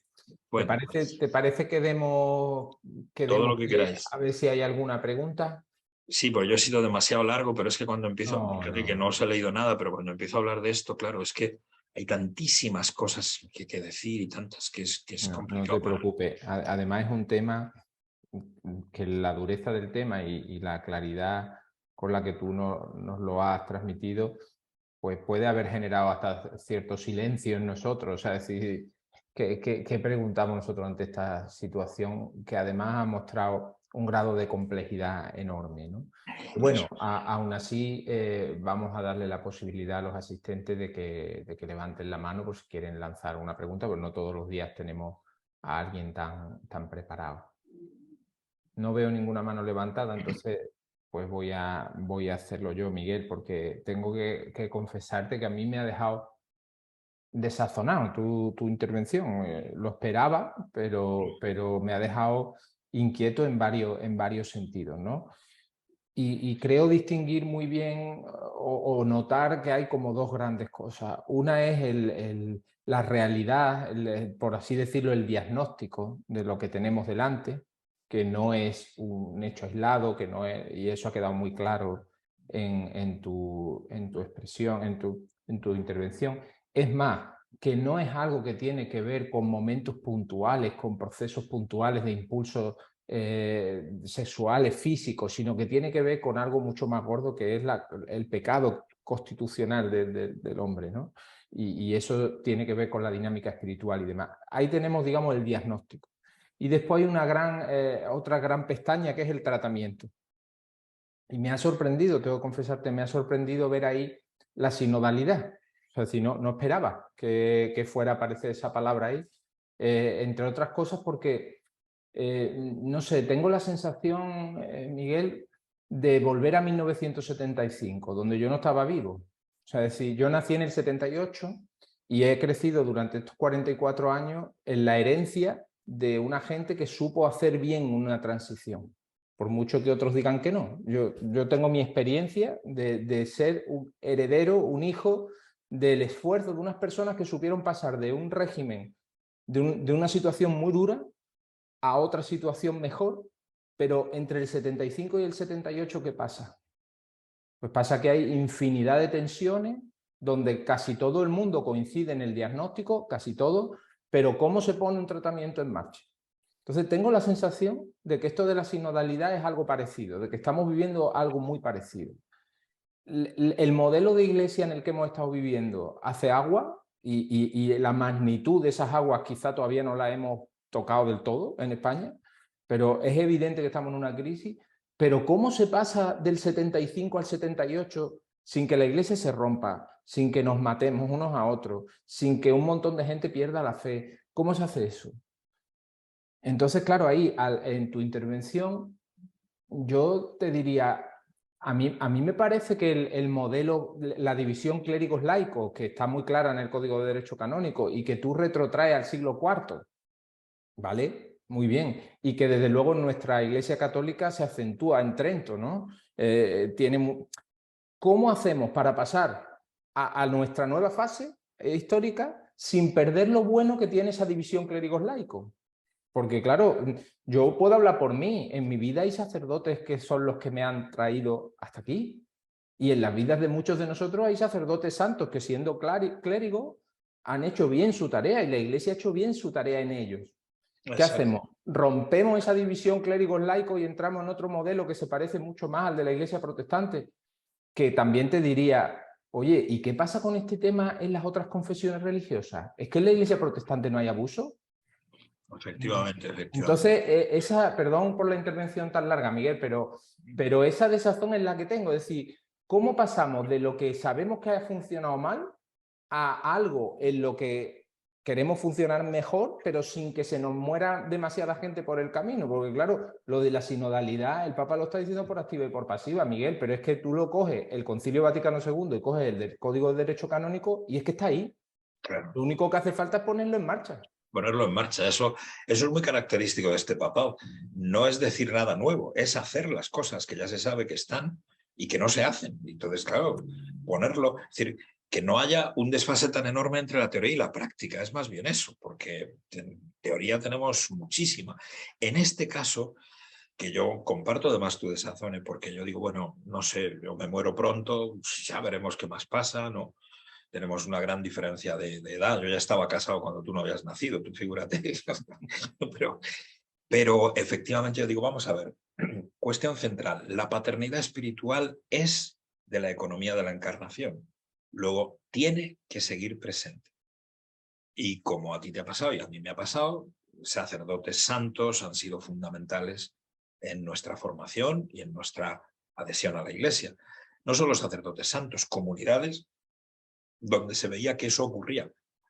En mi caso, la parroquia universitaria de la Universidad de Maguncia, donde se veía una manera de estar absolutamente diferente, culta, participativa, con atención a todos los aspectos de los seres humanos que había allí, litúrgicamente espléndida, atenta a las artes, abierta a toda forma de creatividad, todo eso que en principio pues tenemos muy escasamente en nuestras propias comunidades actuales.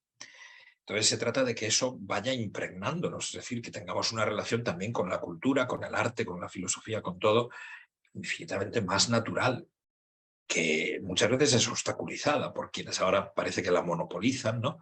Y que entonces no dejan tampoco, son cosas curiosísimas. España es el país donde las librerías están más divididas entre religiosas y no religiosas, es ridículo por completo. En determinada librería madrileña iban libros de nuestra editorial, sígueme, y no les interesaba ninguno, pero de repente vieron que había uno que era de Lutero, ese sí me interesa. Esto es ridículo, por Dios, pero bueno, esas cosas pasan. Entonces, eso es muy afortunado porque la paternidad espiritual va a tener que seguir existiendo. Luego lo que necesitamos es, entre otras cosas, una formación de todos nosotros como, de alguna manera, padres espirituales cuando hemos sido ya avanzados en la madurez de nuestra fe. Es decir, que no se trata, es cuando sea evangelización, no sé qué, bueno, más bien de lo que se trata es de tener un tipo de paternidad espiritual, de responsabilidad espiritual en nuestra vida cotidiana con cualquiera, con todo el mundo, estar nosotros unificados nosotros mismos, de manera que estemos donde estemos, vivamos siempre un poco de la misma manera, es decir, estemos imbuidos, eso que decía yo antes y que me parece cada vez más especial, ¿no? Estemos imbuidos de la presencia real del Espíritu y que entonces actuemos en ese sentido como agentes de justicia, de caridad, de ternura incluso, palabra ya complicada cuando entramos en estos contextos. Que hagamos eso, porque todos somos de alguna manera padres espirituales, no solo de nuestros hijos y nuestros nietos, que en mi caso es una barbaridad de hijos y una barbaridad de nietos, los alumnos, muchísimos alumnos, que tengamos ese tipo de trato donde se vea que nuestra vida no está compartimentada, no está dividida, sino que atiende a todo esto, que ya era verdad, como tú acabas de decir perfectamente, que fue verdad que se renovó muy profundamente en el Concilio Vaticano II, pero que resulta que no ha entrado en muchísimos lugares lo suficiente. Y entonces, pues bueno, pues es ir poco a poco en nuestras pequeñas comunidades. Pues ya sabes, yo siempre hablo, ninguna de estas transformaciones se puede hacer ni desde arriba, ni desde... Aunque es muy bueno que tengan, por eso pues, hay documentos aquí del Papa que no pueden ser más explícitos, la prohibición de ciertas cosas, el tal, el cual, sino más bien ir formando, yo siempre pienso en eso, como pequeñas comunidades de contraste. Es decir, lugares donde se vive de la manera más fiel posible, tal como lo entendamos, el cristianismo, sin creernos ningún narciso, ningún nada. Y que eso vaya transmitiéndose. Es que no tenemos otro modo de hacerlo. Y con la sociedad va a pasar lo mismo. La sociedad tiene que tener conciencia de todo este mar de dolor, de todo esto. Pero ¿cómo va a tener conciencia la sociedad de que ahora mismo está viviendo un experimento nuevo, que es vivir sin religión, sin mitos, sin guías? Eso es un experimento que no se ha hecho nunca, se está haciendo. Desde por lo menos hace, no sé, 50 años, no sé cuánto, no se está haciendo. Dios mío, yo te digo, no creo que no hay ningún sistema que pueda operar sobre esto, sino una mejora radical de la formación religiosa, un cuidado enorme de cómo se selecciona a la gente que vaya a entrar en una orden o desde luego en el seminario. Que a eso hay que ponerle un cuidado enorme. No podemos, hay otros casos, tú imagínate determinado obispo que iba a tener un proceso de canonización y tal, y que se descubre que lo que hacía era, entre otras muchas cosas, vigilar manualmente si los aspirantes que entraban en el seminario tenían la fimosis o no. Imagínate. Ahí se terminó el proceso y se terminó todo. Son cosas que son inimaginables y que cuando las he tratado con personas que trataron a esa gente me dicen, yo no me enteraba de nada. Bueno, también tenemos que tener esta parte espiritual nuestra que es, a la vez que rezamos, estudiamos, cuidamos a la gente, nos cuidamos también nosotros mismos porque evidentemente lo necesitamos. También tenemos que atender a todo este horror y no mirar para otro lado, o sea, ni siquiera como si no estuviera presente, como eso ya no podemos hacerlo. Pero tienes toda la razón que esa es mi misma inquietud y es la inquietud por la que o me dan palpitaciones o lo que quiera que sea, pero que es realmente la notas, físicamente lo notas diciendo, pero bueno, no sé, ¿qué va a pasar? ¿Qué va a pasar? Y desde luego cuando lo representas en tu propia familia, tú también tienes una familia numerosa, mis nietos y tal, ¿cómo trasladar? Pues bueno, porque de momento parece que, no sé, que nuestros hijos, cristianos o no cristianos, pero tienen un sentimiento de libertad, de autoridad propia, de tal, que es una gloria, pero ya veremos a ver qué más ocurre aquí, qué clase de responsabilidad. Siempre digo, afortunadamente hemos nacido después de Auschwitz, de eso no somos responsables, pero ¿de qué nuevos Auschwitz podemos serlo? Porque no estamos evitándolos, no sabemos qué hay que hacer para evitarlos, ¿no? No, sí, realmente, Miguel, el espíritu tiene una fuerza especial y hace que la Iglesia sea capaz de ir superando crisis de todo tipo, ¿no? Manolo, ahora mismo te doy la palabra. Hace muy poquito tiempo hemos estado trabajando sobre la ciudad de Dios en clase de filosofía y claro, toda la construcción de la ciudad de Dios está basada en la respuesta de Agustín al saqueo de Roma, ¿no? Desde el año 410 y lo que eso supone de novedad, de novum también, ¿no? No había ocurrido nunca, ¿no? Para esta gente. Pero es verdad que en este aula, que es un aula dirigida a laicos y en la que estamos pensando en la redefinición del laicado, qué significa la sinodalidad, yo cada vez tengo más claro, Miguel, que no podemos redefinir el laicado sin redefinir el sacerdocio, pero sin anularlo. O sea, es decir, o nosotros integramos positivamente la figura del sacerdote o muy difícilmente va a salir de nosotros un laicado católico. Puede salir otra cosa, pero un laicado católico sin su sacerdote al lado lo veo muy complicado. Pero bueno, no me Efectivamente. explico. Perdona, Manolo, voy a añadir una pequeña cosa. Yo tengo también la esperanza de que la sociedad va a ver, incluso a través de la cuestión esta del defensor del pueblo, que la Iglesia se está exponiendo, como ningún otro grupo, a una purificación colectiva y pública. Y que eso es dar un testimonio muy valioso. Por tanto, cuando el defensor del pueblo me llamó, si puedo decirlo aquí un poco en petit comité, luego editáis las cosas que no se deban saber, no se saben, ¿no? Me llama, yo digo, no, vente a repar, Ángel, vente a repar. Claro, nos conocíamos de muchos años antes, ¿no? No nos habíamos tratado hacía mucho tiempo. Vente a repara que quiero que lo veas. De hecho, el defensor del pueblo ha imitado, bueno, digo ha imitado, a lo mejor es que le salió también a él de dentro, pues el modo en que nosotros recibimos a la gente, en el modo en que se recibe en su comisión a la gente. La gente allí sabe que no la van a curar, pero la recibe un psicólogo que es capaz de estarse 4 horas con el que recibe. Y por tanto, de orientar, de tal, de recomendar lugares de posible sanación, etcétera, etcétera. Y eso, yo también le dije a Ángel, bueno, vamos a ver, se empieza por la Iglesia, ese es el mandato que ha recibido el Parlamento, pero no me dirás que no vamos a pasar luego, o no vas a pasar tú luego, quien te sustituya, a clubes deportivos. Hombre, por favor, esto no. Pero a la vez es verdad que si la Iglesia lo hace, y tantas congregaciones que lo están haciendo muy a fondo, pues hombre, es un testimonio extraordinario. Es decir, miren, es que nos lo hemos tomado en serio, es que no estamos disimulando, es que no queremos solo lavarnos la cara hipócritamente, que son los casos que yo soporto peor, cuando parece que se está arreglando algo y lo que se está haciendo es encubrir algo. Todavía hoy. Eso me llevan los demonios en un sentido casi literal. Tengo que tratar de evitar caer. Muy bien. Miguel, ¿no tendrás una luz a mano que casi no te vemos? Mientras le pido a Miguel, a Manolo que active su audio.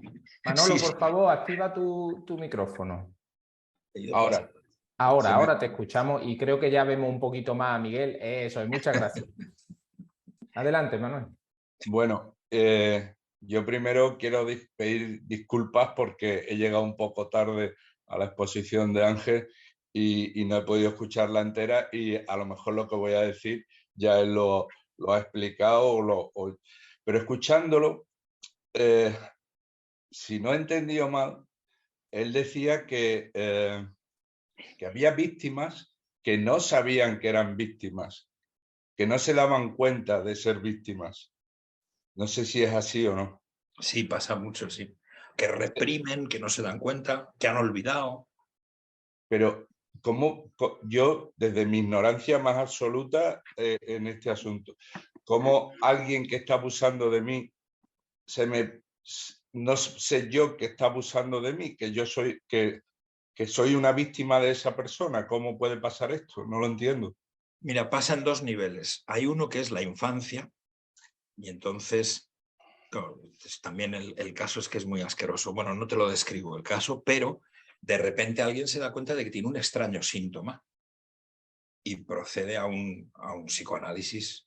Ay, claro, es que yo a los 4 años, mi tío, pero lo había reprimido por completo.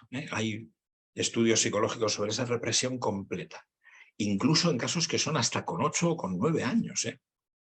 Una total, un olvido pleno, ¿no? He contado antes el caso de esa señora ya mayor que llega un momento en que el desastre es tal que ya no se acuerda de qué más pasó.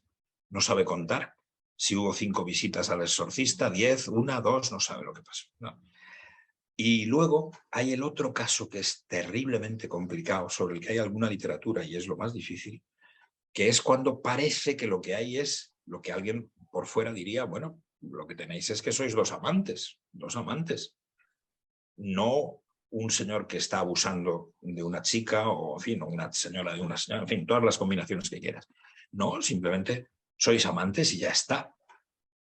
Resulta que no, porque lo que ha habido es primero un control de conciencia, un control de las actividades, una absorción espiritual, de manera que una persona se ha convertido en un muñeco al servicio de la otra.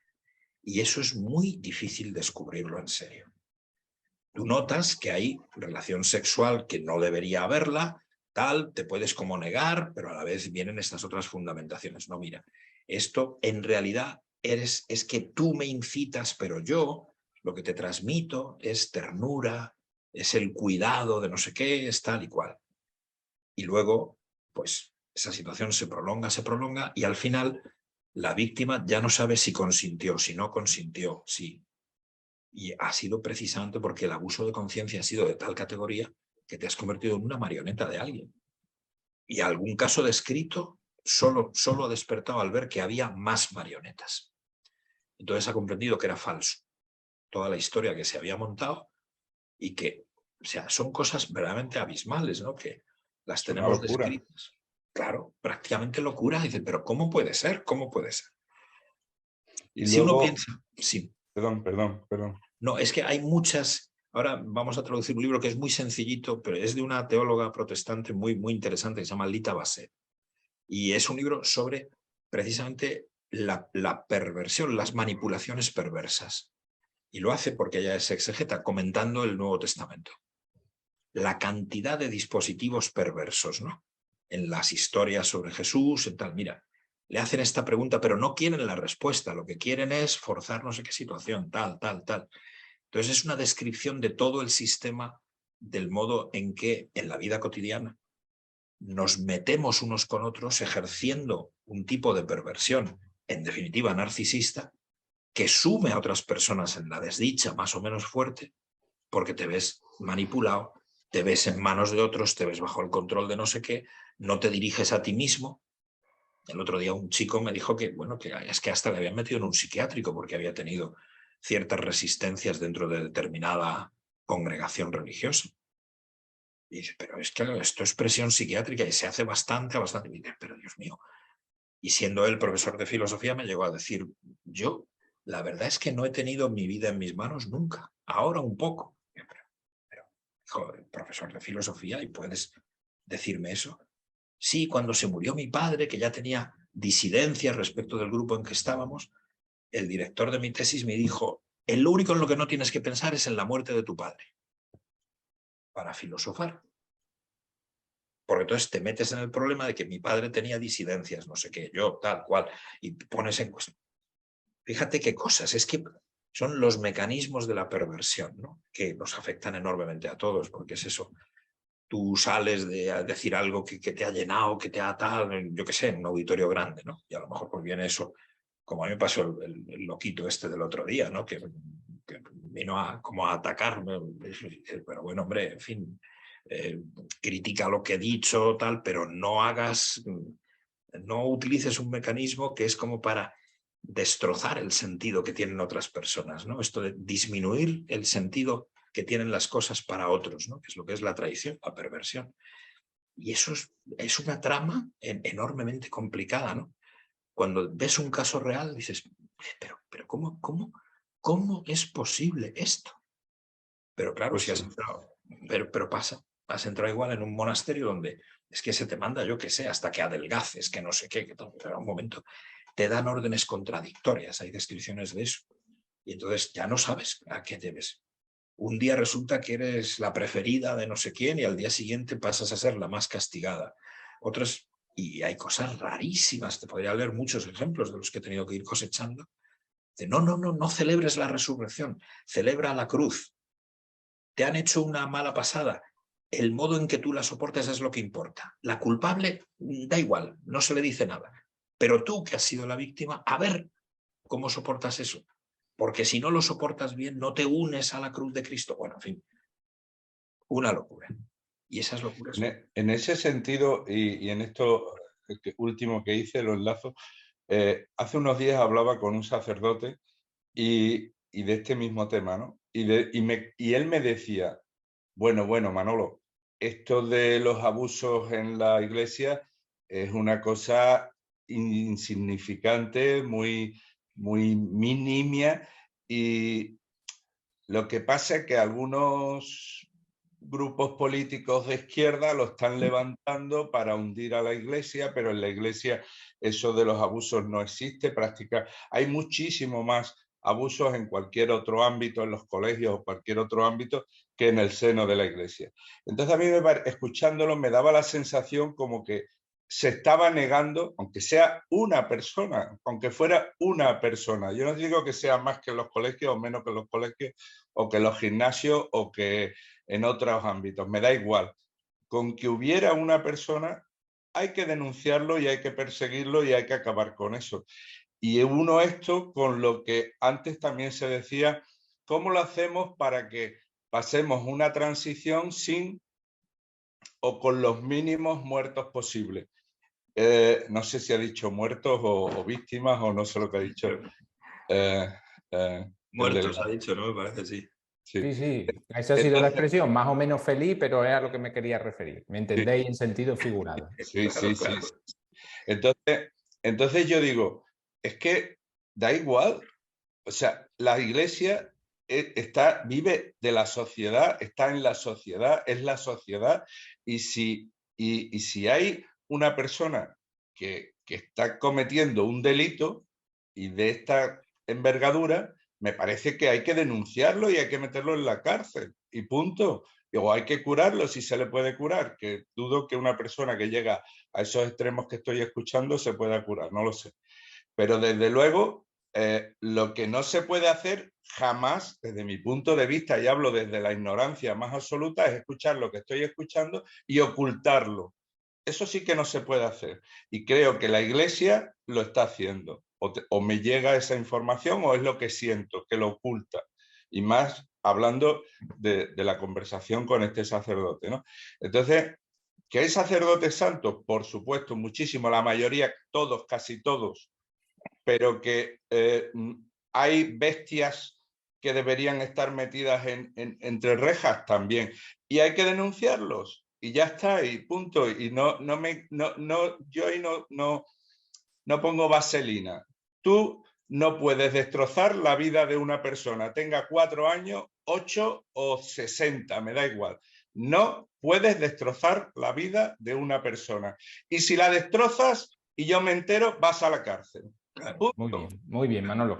Creo que la Iglesia tiene que actuar así, con esa firmeza. Totalmente. El problema es que como no lo ha hecho sistemáticamente, decimos, ¿y a qué se debe? ¿A qué se puede deber? Porque la conciencia de cada uno de nosotros está clarísimo el tema. Y si leemos cualquier declaración del Papa diciendo esto no se puede consentir de ninguna manera, ni un caso más, las motivaciones pueden haber sido las que sean, las instituciones tienden a defenderse ocultando, vale, pero la Iglesia no puede hacer eso. Lo vemos clarísimo y entonces nuestro problema es ¿y por qué no ocurrió así? Esa es la cuestión, ¿no? Eso es lo que es tremendo. Y yo muchas veces, hablando de Zollner, por ejemplo, que ha sido en el Vaticano un tipo dedicado especialmente a esto, yo decía, venga, la prevención, el futuro. Y el propio Zollner, que luego se ha visto en un lío también por no haber sabido reaccionar a tiempo a otra cosa, me decía incluso públicamente, sí, pero también hacia el pasado. No podemos no curar el pasado, no podemos pasar página y ya está. Y de, madre mía, pues es que si nos metemos en eso, Dios sabe, porque puede haber muchas víctimas, o sea, gente que no resista bien el hecho de descubrir que ha habido esa especie de encubrimiento probablemente sistemático al que me he referido antes y que es horrible. Eso es completamente horrible, es absolutamente incomprensible. Y solo se puede ver, pues eso, a que ha estado muy mal administrado el poder, ha habido gente tan enloquecida, tan sin conexión con la realidad, que claro, está por ahí pues como una especie de variable suelta, ¿no? Estamos todos atados a nuestra familia, nuestras clases, nuestra profesión, y de repente hay un señor que es que está él solo, ahora encima metido con un ordenador en su cuarto ahí, o le ayudamos entre todos o puede pasar el disparate del siglo. Eso, Dios mío, es que... Muchas gracias, Miguel. Manolo, muchas gracias por tu intervención. Le había dicho a Miguel en torno a 1 hora y media, ya llevamos 1 y 3/4 y me parece que no conviene abusar más de su paciencia, de su generosidad. Entonces, Miguel, te voy a dar la palabra para que cierres tú, por favor, tu intervención, si te parece bien, y ya después despido nuestra sesión, ¿vale? Bueno, de verdad que si tenéis algo más que decirme, yo, como me voy de viaje mañana a dar un curso de doctorado, afortunadamente de algo que no tiene nada que ver con esto en otro país, pues yo feliz. Y es verdad que muchas veces, justo después de oír este tipo de cosas, parece que hay como que preguntarle al pobre conferenciante, porque si no se queda muy triste de no tener preguntas, pero no es verdad, porque hay que madurar esto, pensarlo, si a alguien se le ocurre algo de entrada, pues perfecto, y las dos intervenciones que ha habido pues son muy importantes y muy interesantes. Yo solo diría que lo cristiano es transmitir y multiplicar la esperanza. Eso es lo que hay que hacer. Eso es, ¿qué es un cristiano hoy? Un tipo rarísimo que tiene esperanza absoluta, pero absoluta. No pequeñas esperanzas, esperanza absoluta. La mediación de todo eso en nuestra sociedad es el problema. La esperanza absoluta comporta justicia, racionalidad, pensamiento, muchísimas cosas. Pero yo diría casi antes ni que la caridad ni que tal. No. Un cristiano es un transmisor y potenciador porque él lo vive de esperanza absoluta. Todo lo que sea disminución de esperanza es anticristiano realmente. Entonces también en estas cuestiones tenemos que comportarnos de acuerdo a eso, con todo el cuidado del mundo, porque igual que no puedes desesperanzar a una pobre persona que está crucificada diciéndole usted puede, como decían los viejos estoicos, usted puede, venga, míreme a mí, cómo puedo con todo, usted también puede. Hombre, eso es un disparate. Tampoco puedes ir a una comunidad que yo qué sé, más buena que el pan y decirles la iglesia está en una crisis tremenda porque abusa todo el mundo. Prudencia, cuidado. Antes, ¿verdad? Yo que sé, me han llamado ahora las clarisas de no sé dónde, que son todas almas santas, ¿no? No, tienes que venir. No vaya a ser que estemos haciendo algo que no esté bien. Por Dios, ¿qué voy a decir? O sea, al contrario, os tienen ahí sometidas al poder de no sé qué, ¿cómo lo llaman? Visitador, no sé qué, que eso habría que quitarlo, en fin. Pero no hablemos de eso porque eso es cuestión de entre obispos y tal, y eso es clericalismo puro. Pobres señoras, bueno, pues hablar con discreción de todo esto. Pero yo creo que esa es una cuestión fundamental. Si no multiplicamos esperanza porque no la sentimos realmente, porque no la tenemos, antes que la caridad, que la ternura, que todo es la esperanza. El síntoma del cristianismo, un síntoma loco. En un mundo como este, tener esperanza absoluta, pues es como la locura completa, la locura de la cruz, de la resurrección más bien, no sé. Así que bueno, muchísimas gracias. Y yo no tengo ya prisa, si queréis cualquier cosa, porque... Nada. Miguel, ha sido un placer. La verdad es que conversar contigo siempre es una maravilla, aun cuando uno pueda no sentirse del todo convencido por todos y cada uno de tus argumentos o sentir que no puede, que todavía no ve las cosas de esa manera, ¿no? Pero realmente creo que ha sido una sesión muy especial de nuestra aula virtual, el tema más difícil de todos los que teníamos que tratar, está claro, era nuestra 9ª sesión, nos quedan 3. Y bueno, me siento muy agradecido porque hayas sacado un hueco de tu apretada agenda para estar con nosotros. Estoy seguro que los demás que han estado aquí lo han disfrutado igual que yo. Pues nada, dándole las gracias a Miguel, despedimos esta sesión y quedamos emplazados para vernos ya después de Semana Santa, en concreto el día 27 de abril, queda un mes entero, en el que hablaremos del tema de orar en familia con Maribel Medina y con Gabriel Ponce. Hasta entonces, pues espero que estéis muy bien. Feliz Pascua de Resurrección por adelantado a los que no vaya a ver, sobre todo a ti, Miguel. Pero bueno, muchas gracias a todos y hasta pronto. Hasta pronto.